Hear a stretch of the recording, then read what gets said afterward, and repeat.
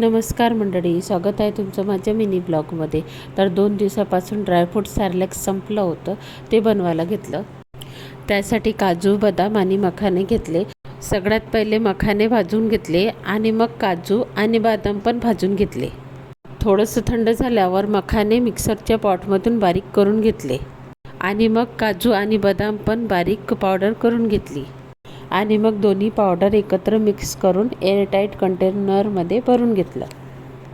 मग काय, आपल्या रोजच्या स्वयंपाकाची तयारी. भाजीला फोडणी दिली, फुलगोबीची भाजी केली होती आणि मग पीठ मळून पटकन पोळ्या करून घेतल्या. दुपारी आराम केल्यानंतर संध्याकाळी चहाचा टाईम झाला आणि मग चहा वगैरे केला आणि मस्त बसून आम्ही चहा वगैरे घेतला. आणि मग मला जायचं होतं बाहेर बाळासाठी कपडे घ्यायला. मग मी छान तयारी केली आणि बाळाला पण त्याच्या पप्पांनी तयारी करून दिली आणि मग आम्ही निघालो बाहेर. पोचलो आम्ही कपड्याच्या दुकानात, तिथे कपडे वगैरे घेतले. मग आम्ही वापस येताना गन्नाचा ज्यूस घेतला. मग घरी आलो आणि भेळ करायची होती, ती करून घेतली. कांदा, टोमॅटो आणि कोथिंबीर वगैरे चिरून त्यात चिवडा आणि मसाला वगैरे टाकले आणि मग छान अशी भेळ तयार केली आणि जेवायला घेतलं. असा होता माझा आजचा दिवस.